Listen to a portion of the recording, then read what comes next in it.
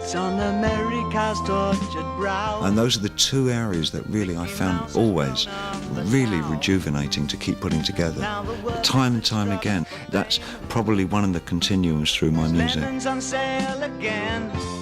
I'd been listening to a Neil Young album, and they phoned through and said that my wife had had a baby on Sunday morning, and I wrote this about the baby. It's called Kooks. Kooks, K-O-O-K-S. I'm not too sure of the words because it is new, so have a go at it.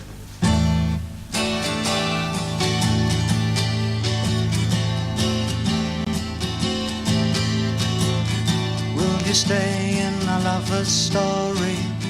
If you stay, you won't be sorry, 'cause we believe in you. Soon you'll grow, so take a chance with a couple of kooks hung up on romancing. Will you stay in a lover's story? The first time I went to America, there was a wonderful writer who lived in Greenwich Village, who the first thing he did within a couple of days of getting off the plane played me Loaded by the Velvet Underground, and this was like the new release.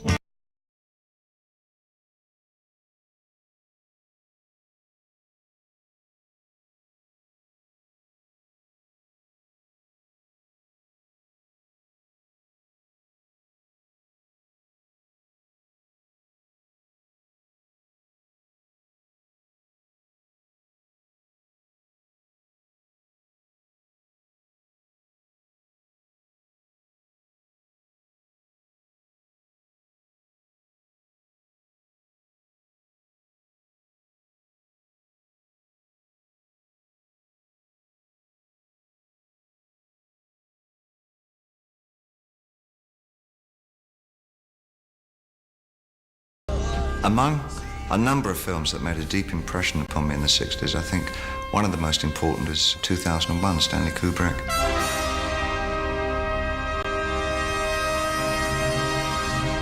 It was the sense of isolation that I related to and had very strong empathy with because of this suburban curse.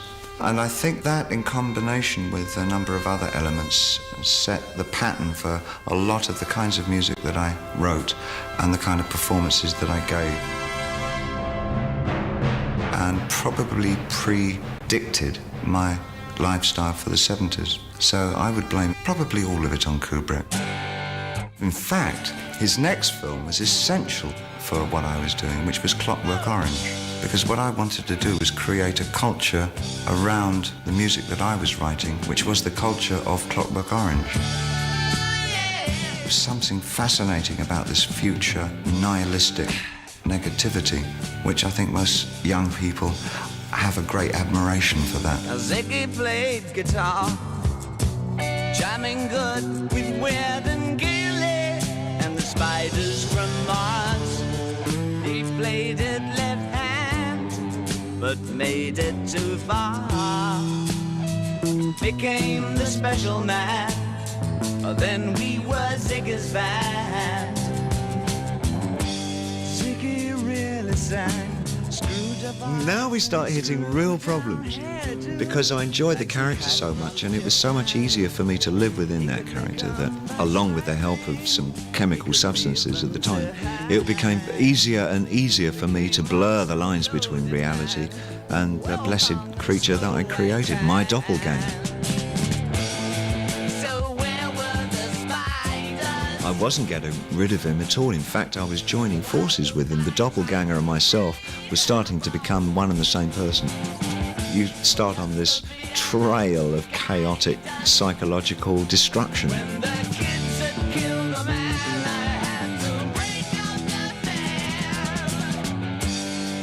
And you become what's called a drug casualty at the end of it all. Everybody. Of all the shows on this tour, this particular show will remain with us the longest, because not only is it the last show of the tour, but it's the last show that we'll ever do. Thank you.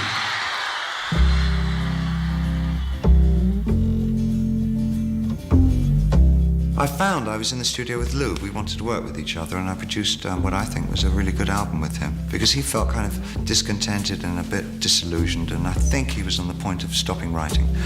I don't know, but he was quite negative. Holly came from Miami, FLA, hitchhiked away across USA. But then when he felt that there were people out there who really admired him, and I thought he was great. I thought he was a wonderful writer. I thought, in fact, he was a poet. Take a walk on the wild side. I said, hey, honey, take a walk on the wild side. And the colored girls say, dude. So we did a particularly lovely album called Transformer. And there was a song on it called Walk on the Wild Side, which became a big hit for him. And I brought in my sax teacher to play the last solo, Ronnie Ross. And I'd had 6 lessons with him over in Orpington, where he lived. And he came along and I introduced myself to him at the end. He said, you mean you're that kid that used to come and see him on Saturday afternoon? And he looked at me in disgust and said, because I had red hair, no eyebrows, and I said, my God. Well done.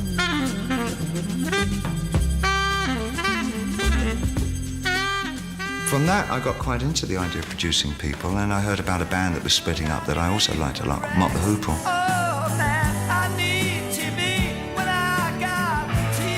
And I wrote a song for them called All the Young Dudes, which helped for a short while anyway. I think they had a bit of a new lease of life.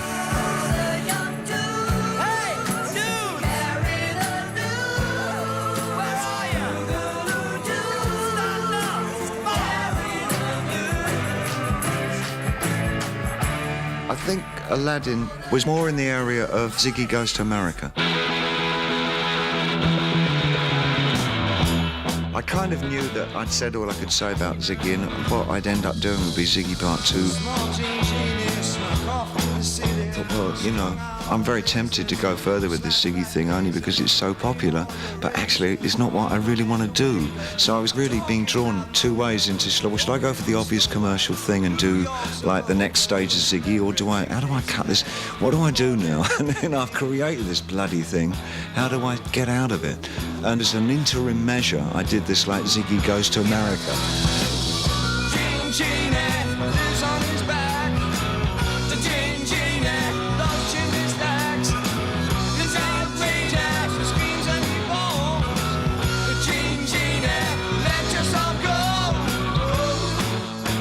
I had an idea of trying to convert 1984, the novel by George Orwell, into some kind of musical. And in the death, as the last few corpses lay rotting on the slimy thoroughfare. It went wrong because Mrs. Orwell, the second Mrs. Orwell, the widow, wouldn't give us the rights to it, so I had to convert it, so I quickly changed gear, and it became Diamond Dogs, which again was a conglomerate of Burroughs and Orwell ideas as a premise. Rats sucked on rats the size of cats, and 10,000 peoploids split into small tribes. And I staged it in much the same way that I would have staged it had it been a theatrical. That was the nearest I'd gotten at that particular time to presenting what I felt was an all-encompassing rock theatrical event. It was pretty exciting. I mean, it had skyscrapers and bridges that went up and down, and for the first time, choreography that had something to do with the songs. The choreography had fight scenes in it and things like that.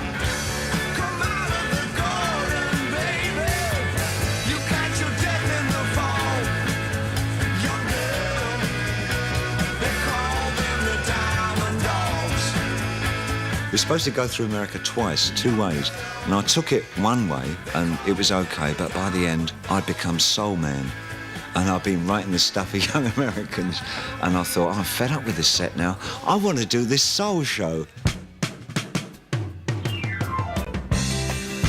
I didn't tell my management, I just struck the set and I got another set built, and they brought the Diamond Dogs show back through America and got like massive sellouts everywhere, and I took another show back with different songs, and it was just a white flat at the back and a little proscenium stage with little stands for the musicians to stand at. That was it. There was no show, just backing singers and a horn player. But pulled in just behind the bridge, he lays her down, he frowns, gee, my life's a funny thing.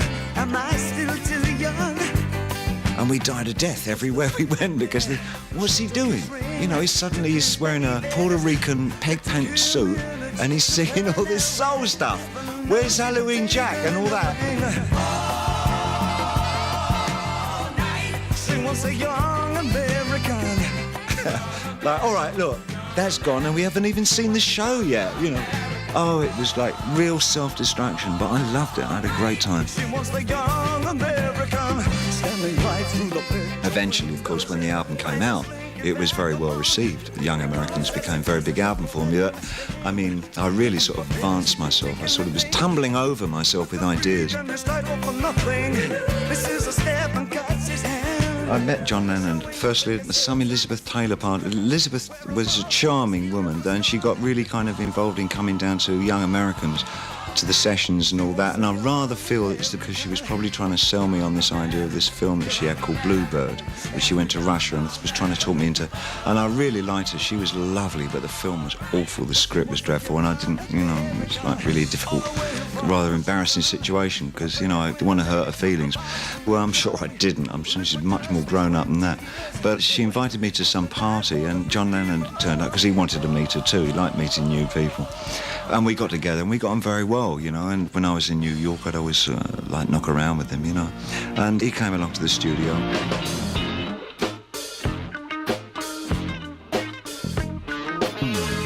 Carlos had had a riff that he'd had in his head for some time, which I put to a standard called Foot Stomping by the Flares. Everybody young and old. But we used what became the Fame riff. That was our take, we sort of changed it a bit. And then, of course, I did the inevitable. When John came to the studio, I said, let's write something. I'm taking this chance by the horns.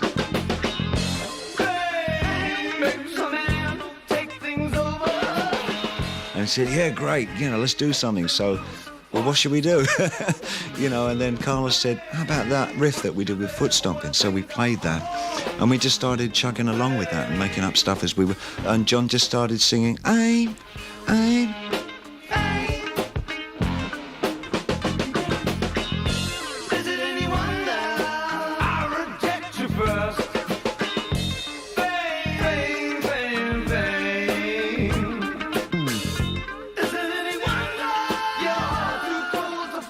I'd gotten back into the idea of real experimentation in music with an album called Station to Station.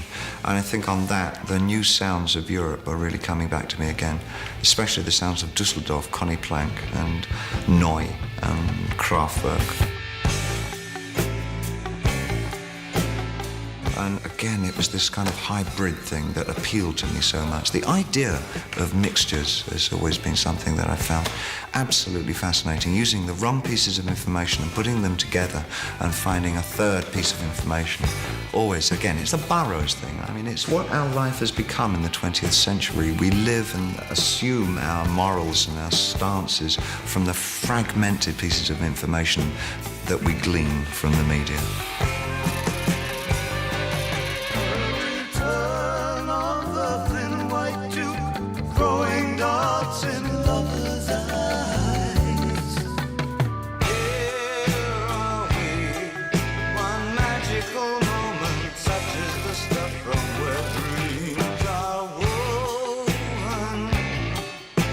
Nick Rogue does say that I took some of the character of Newton away with me from The Man Who Fell to Earth. The thing that I objectively remember taking with me was the wardrobe. I literally walked off with the clothes.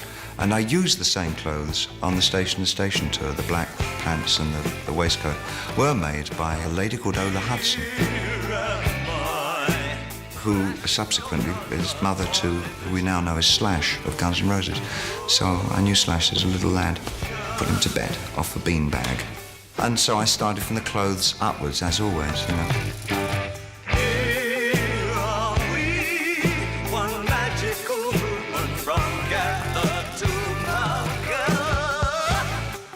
I think people had really split into two very separate attitudes about what I was doing.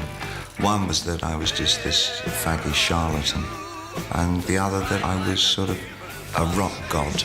There was no halfway measure at that particular period, and I was actually rather scared of both sides, and allowed me very easily to get involved with drugs to take me out of the pressures of which side I should be more scared of. In a report handed up late this afternoon at the Hall of Justice, a county grand jury failed to indict popular British rock star David Bowie of felony drug charges.